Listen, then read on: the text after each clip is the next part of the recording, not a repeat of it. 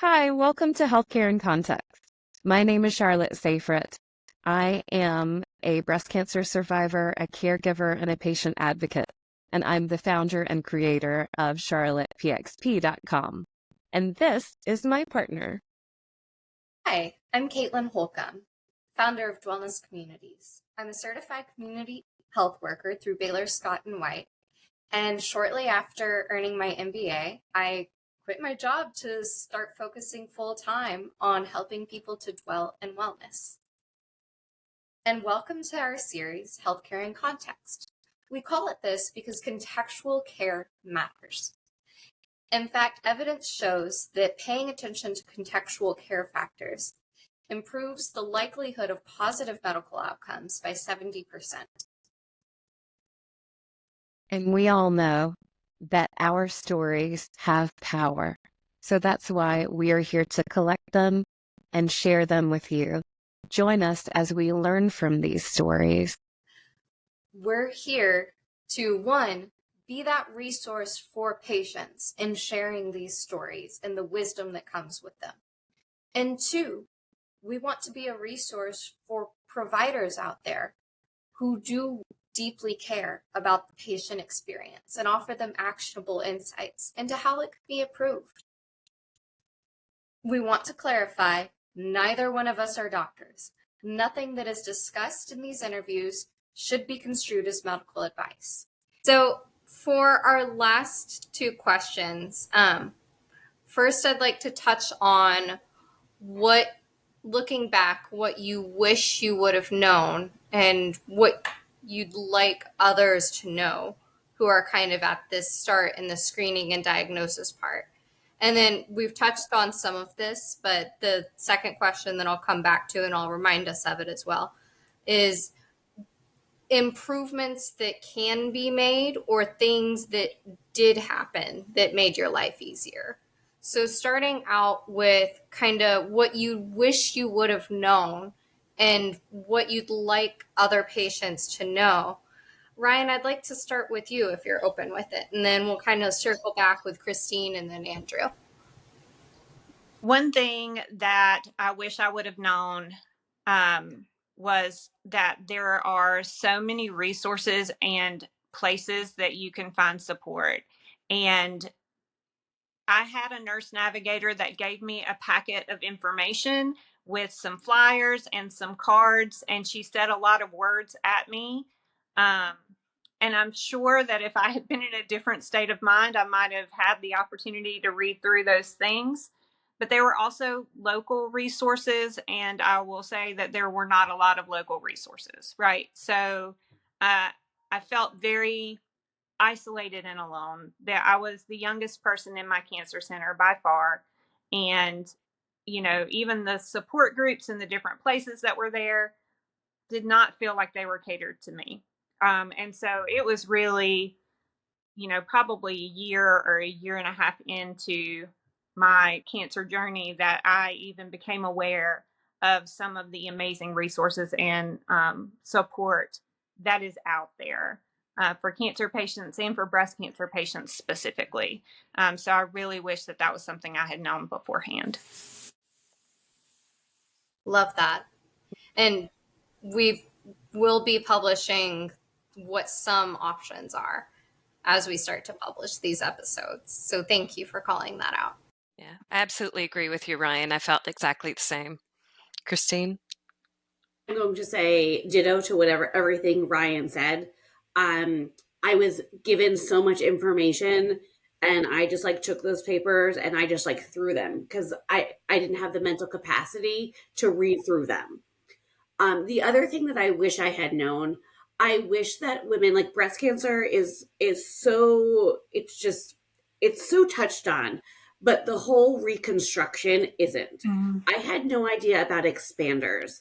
I had no idea what a deep flap was. I didn't know what a Goldilocks was. I didn't know what an aesthetic flap closure was. I do chemo, I knew radiation, and you got implants. That's all I knew. But all of these decisions, I've known people who have gone through breast cancer before, but they weren't open with sharing all these decisions you have to make for surgery. And when I met with the plastic surgeon, my brain like exploded. I was like, what do you mean we have more choices than implants? And I have 3 weeks to make this decision. Yeah. And how am I going to find out? How am I going to research? Because Google is the devil. And I'm going to go down a spiral. Like, where do I find actual resources that are not going to send me down a dark tunnel? And I just wish like we talked more about openly about the different kind of surgeries you can have, your different post-op body, what it can look like.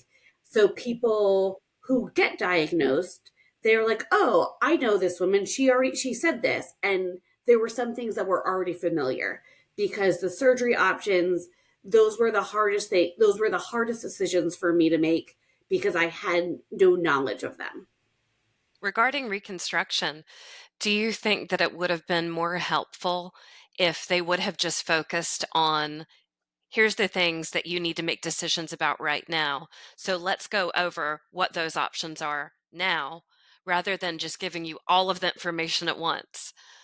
I feel like that one of the things that I'm always telling the doctors is, I wish that when I went through when I first got diagnosed and I had to make that decision very quickly, someone would have said, here is a book on reconstruction. Here is a resource. This is what you need to be focused on right now. And then later, once we find out more, we could focus more on maybe, what the medications are, what your options are for treatment. Because I think that the surgical option in the very beginning, if you are early stage and you get to make that decision, is really overwhelming. And you're right, there's not enough as far as the resources.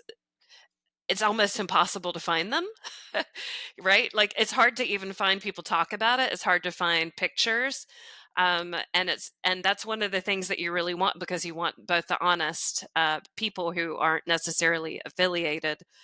So what do you think would be a great way to for hospitals to address that? Do you think they just need like better resources, or?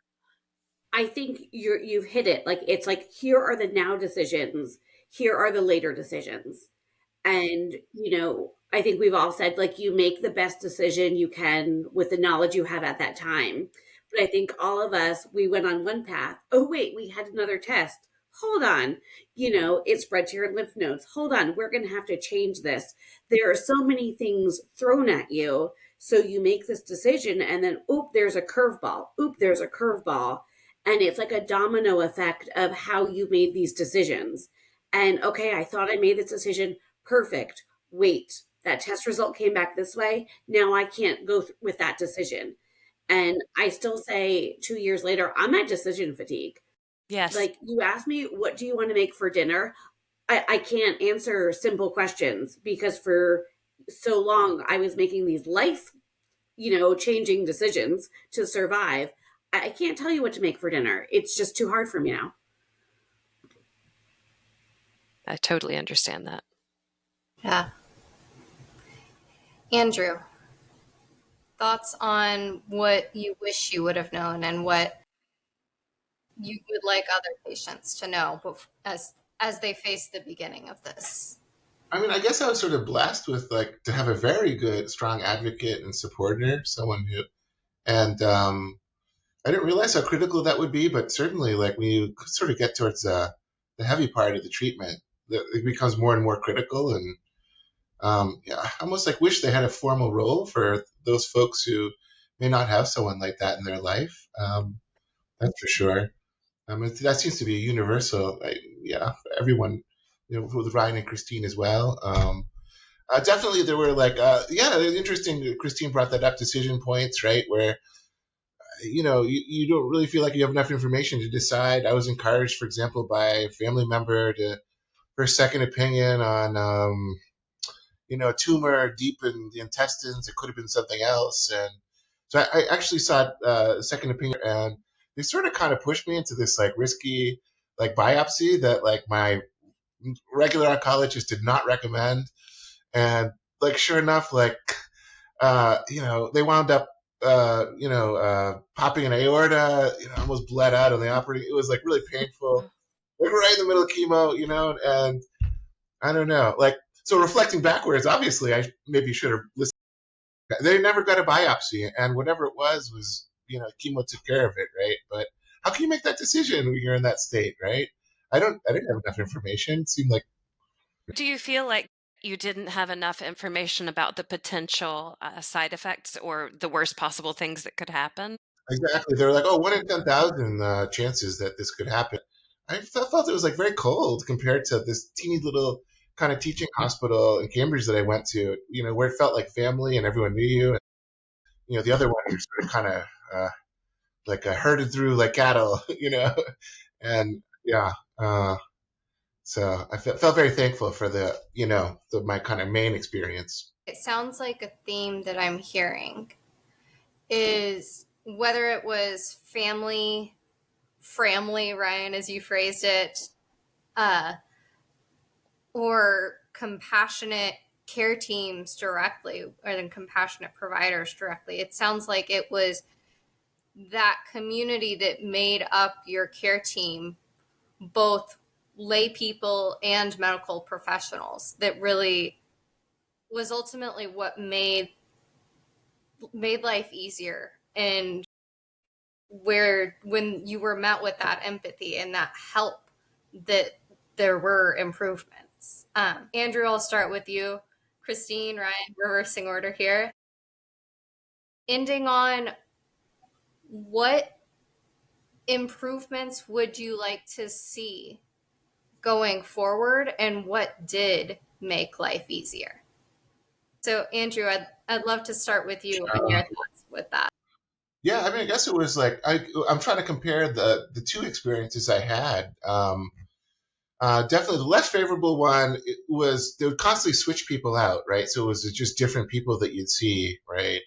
Different administrators, different nurse, right?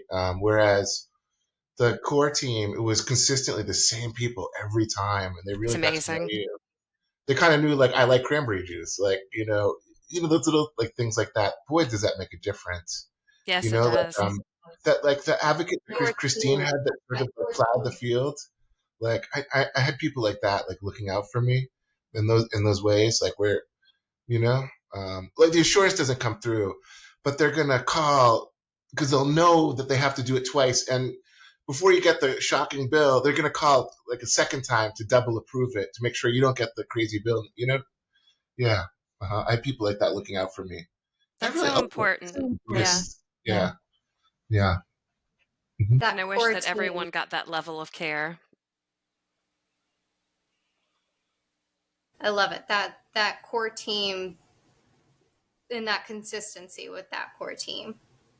The best side of healthcare, I'd say. Christine. Something that really stuck out to me is my surgical oncologist.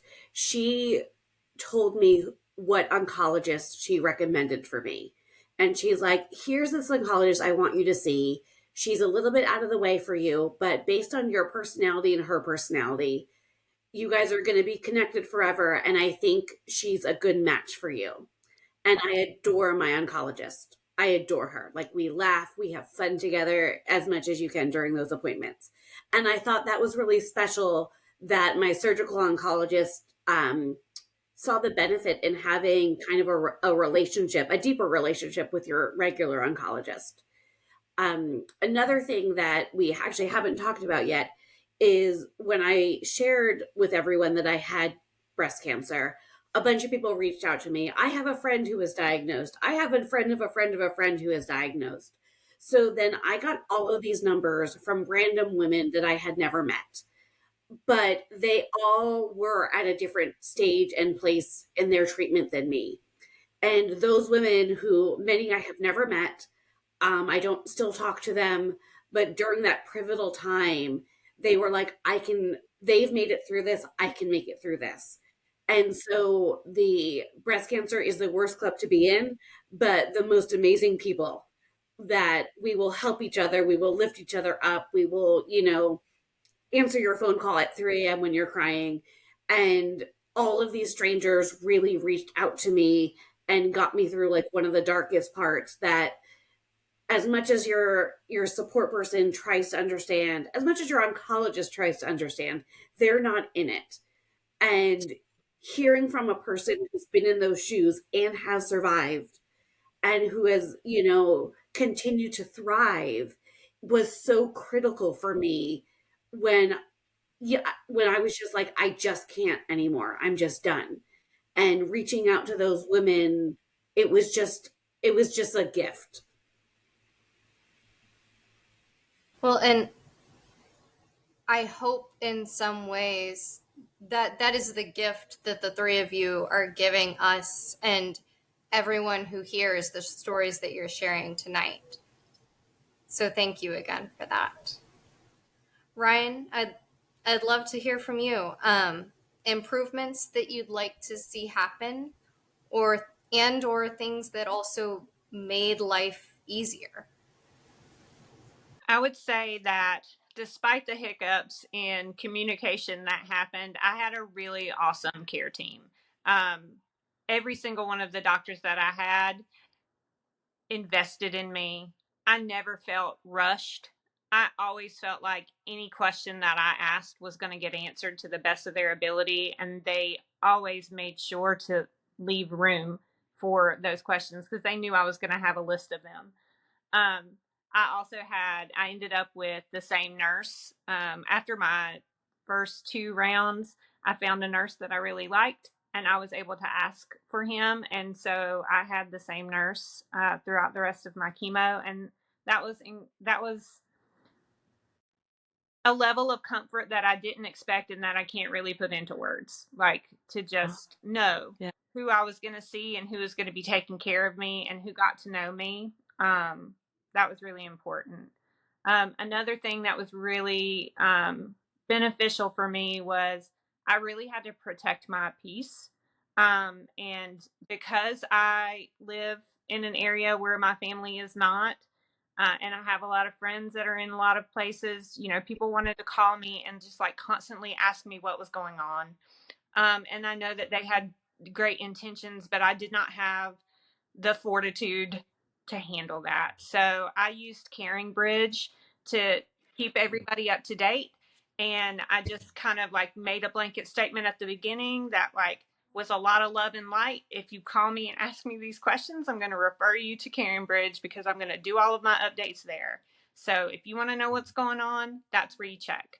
And that was really helpful for me to be able to feel like I was keeping people in the loop and like allowing people an opportunity to check in on me without exhausting myself trying to manage everybody else's emotions about my cancer. So that was really important for me. I think improvements, I would say, again, just being mindful in this day and age. And it's not always that way, but those patient portals and being able, like, getting that information, and sometimes the challenge with getting that information before you have an opportunity to talk with your doctor can be really hard. And if you're not health literate and you're not knowing what you're looking at, it can cause a lot of unnecessary angst when you have access to that. So I think an awareness of that, and I don't know how to fix it, but I do think that that is a challenge that um, can be really difficult for people to navigate as they're going through this. The touching on that, the health system I go through, I have been able to unsubscribe from all of the notifications. And I do not know my password to check my patient portal. And that was a way that I protected my peace because otherwise I would read those reports. And so my doctors know that I won't read anything, and that if they have something to tell me, they need to take the time to call me so I can have a conversation because reading it was not good for my mental health. So that is something that I have done. And I love that I can just click like unsubscribe from any notification. And when I do randomly go on to my patient portal, there's like thousands of messages. But I already know the information, so it doesn't scare me. Yeah, but wouldn't it be amazing if they asked you that at the beginning of the process, right? Like you go in for your biopsy and they're like, "Okay, would you like your digital records?" yes or no. If you're going to get them, do you need a phone call? Do you need a number to call so you can discuss this with like a real human being? I feel like that would change so many things. All of you had such great tips, though. I I I wish that I would have asked for the same nurse every time. That's amazing. And honestly, Christine, the community aspect, I feel like I will still contact these people that came up and said they would talk to me and ask them random questions like, I had surgery in August. Is my back going to always hurt? Like, will it always hurt forever now? Like, there's so many questions that only people who have been through it know. And it- and Andrew, I think that your focus on really having a support person, I think is a really a big thing for all of us. And I feel like for those of us who have had nurse navigators, that's sort of the idea, right? That's what we're hoping for. If we don't have that support person, that's what the nurse navigator is supposed to be for us.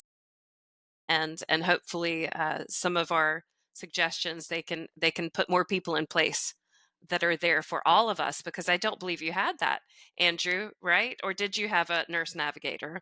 And I had a nurse navigator, and I didn't have to ask for it because I'm a single parent, and like my care team recognized that and sought it out for me. But in other instances, they're available, but you have to ask. They don't just automatically assign everyone a nurse navigator because they don't have enough for everybody to go around. But if you need one at my center anyway, and you ask, they make that happen. And they're not always great at their jobs. So you can always ask for another one, which is something I didn't know until after. Mm-hmm. I was given an initial nurse navigator who was phenomenal. And she took me through surgery in the beginning of chemo, and then she got promoted to another job. Mm-hmm. And I got someone else who did not check in with me and told me she would call me, and who did not. And so I just ended up calling the other one because I still had her number.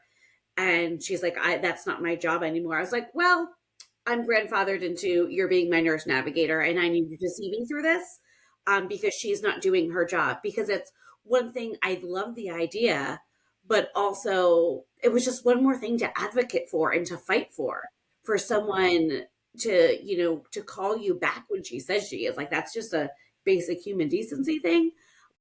But it would be nice. I also suggested that it would be nice if, like, with the nurse navigators, there was like a breast cancer navigator, one of us. Let me call someone. Yes. Give me everyone's phone number. Or a mentor And I'll system. talk to them. Bring that, Yeah. give it to us. If you can't handle it, maybe I'm not an expert in medical advice, but I'm an expert in breast cancer. We all are. We Yeah. all survived it. Yeah. And there's something that patients know more and they can say more. And I think that's one of the difficulties. I remember one of the best tips I read in the beginning was to always ask the oncology nurses, because they know more than the doctors. And they can help you more, and they can tell you more than the doctors. And some of the best tips that I got in the medical field were from the nurses in oncology, but every other good tip I got was from other patients. 100%. As much as empathy can be met by your core team, your support system, and your medical providers, it's not a lived experience. And I am so grateful that each of you are taking the time and have taken the time tonight to share your lived experience to make it easier for others. Me too. Thank you so much for coming. Thank you for listening. Context is everything in healthcare and life. If you believe in what we're doing and want to support us, please remember to like, subscribe, and share our channel. Reach out to us if you want to be on the show or you think we should cover a different topic. What did you learn from the show today? We want to hear from you. Please comment or contact us through dwellnesscommunities.com page. And don't forget to check out our curated list of products while you're there. It's in the shop tab of the dwellnesscommunities.com page. It contains products that are tested and recommended by the people on our show, including me. We'll take a portion of any proceeds and donate it to Undo Medical Debt. For every dollar donated, it pays off $100 of debt. It also helps us continue to share these stories with you. See you next time. Until then, we wish you wellness. And if you aren't feeling well, remember that there are people working hard out there to make you feel better. See you soon. Until then, stay cozy.